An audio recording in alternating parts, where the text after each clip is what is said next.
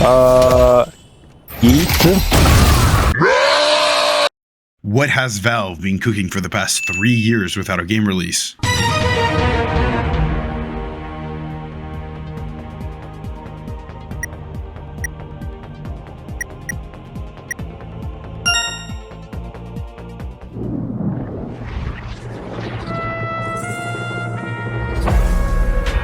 Deadlock. You've probably heard about this game. It's basically a 6v6 hero shooter, but in third person, and the gameplay is fully MOBA. It's got the lanes, it's got the camps, it's got the shop that resembles an ancient mural, and it's got the 2 big dudes that you gotta defend. Again, this game is being developed by Valve, so expect alcoholic Russian 40-year-olds screaming in your face if you dare being a little positive during a match. I live in Smethwick, Birmingham. If you want the fucking brawl, come down Smethwick, ask for Danny G. I'll come out of my house and I'll break your fuck. So today we're going to be seeing why Deadlock is so peak, and I'll sprinkle in some tips if you want to start playing the game too. Now let's begin with some context. The lore. Deadlock is set in a 30s New York called the Cursed Apple. A celestial event known as the Maelstrom, during an eclipse, created multiple astral gates across the globe. These gates brought the supernatural to the real world. Now people could become furries and get superpowers just by thinking about it really hard. Oh, so they started using souls as a currency.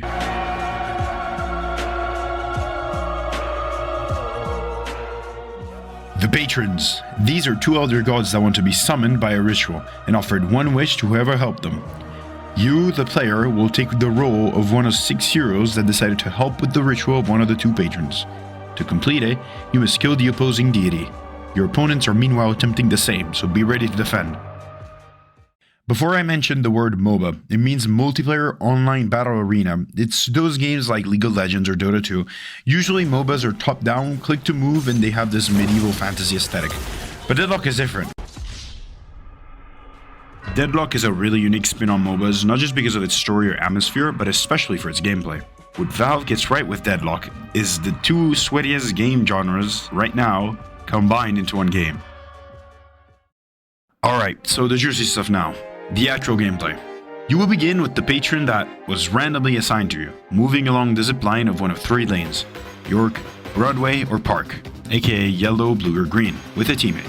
If you wish, you can ask another teammate to swap places with you, but do not pause. Yes, Valve managed to add the ability to pause an online game just like your parents thought you could do. People like to do it at the start to either swap places or think about strategies, which is fair, but it's kind of annoying. And if you want to make sure you play the early game with your Discord ego, well, there's a setting for it. So after a few epic voice lines from either the patron gassing you up or the characters yapping, you are face-to-face with your enemies.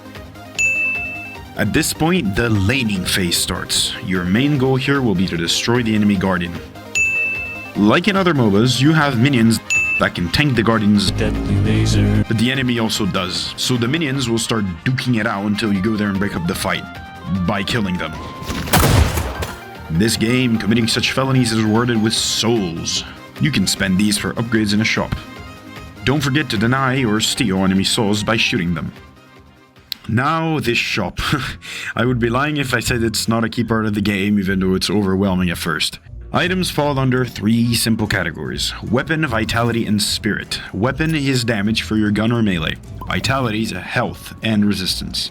Spirit is any damage that comes from abilities. Items are separated in 4 tiers that progressively cost more, but are also stronger.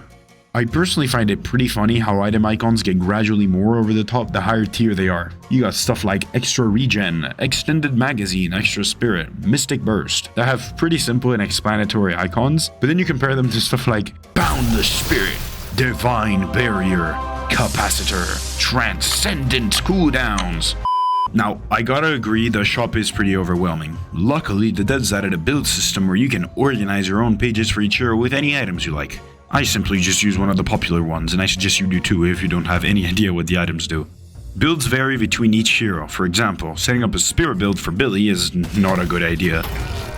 Setting up a gun build for Ivy is a very good idea. Aliens, they will know my power. I need more bullets! I need more bullets! I need more...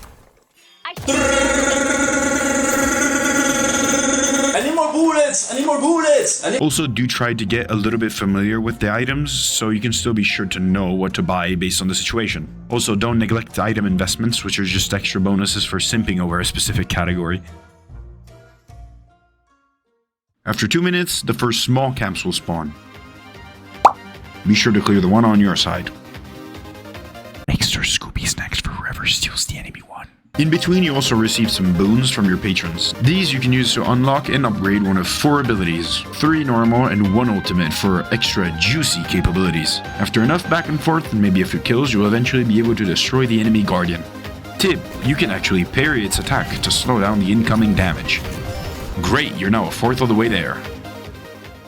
Now I hope you've been keeping track of time, because after around 20 minutes, mid-game starts. Here, everyone's TikTok brain will probably start looking for kills for some dopamine. Now just remember, kills are not for souls, they're for slowing down the enemy progression. After dying, you clearly have to respawn, so you waste a lot of time and you can't farm. Kills don't give a lot of souls for what they're worth, apart from unsecured ones that get dropped, but usually they get spent away anyways.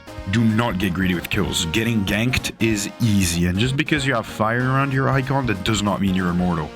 In general, if you want to start a fight, be sure to either have more souls than your opponent or be with a teammate. Also, remember to not step too far into enemy territory when chasing someone. Your next goal will be the Walker. These guys do not walk, even though they're called walkers, but they are very annoying with their fireball attack and stun. But they give you an extra slot for upgrades, very important. Prioritize them when defending. Be extra careful when attacking a walker. It really tingles the patrons as they will start screaming to the whole team that one is getting attacked. Our yellow walker is under attack.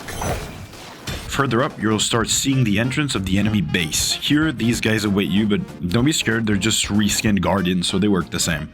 After that, in the enemy base, you will come face to face with the enemy patron. They're being defended by these 2 shrines. Destroy them, and you can start attacking. Eventually, after enough bullets, the patron will get so scared it turns into a ball.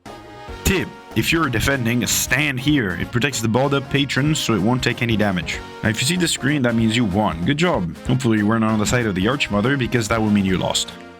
Now that is the main objective for a standard match, but there are 2 others. There's the mid-boss, and there's the soul urn.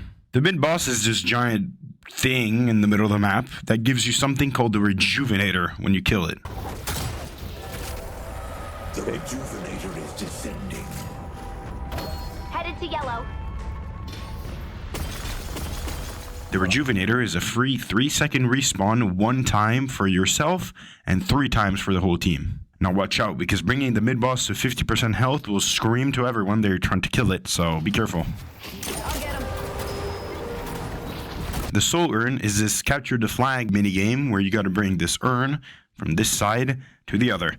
Now it can vary depending on who is winning the game, so if you're losing it's more towards your side, and if you're winning it's more towards the enemy side. But that's pretty much it for a standard match. Now there is street ball, but it's another mode and it's much more simple actually, so there's not really much to talk about. Now keep in mind the game is not even out yet, so most things are either unpolished or subject to change. To be fair, the game feels pretty solid even at this early stage. I already have an idea for an upcoming video explaining all the heroes, so let me know in the comments if you're looking forward to that. For this video, I only decided to go over some gameplay and basic aspects of the game, but for the next videos coming up, I'm probably going to switch things up with maybe some gameplay or something else, I don't know. I guess stick around and find out. See you next time and have a good one.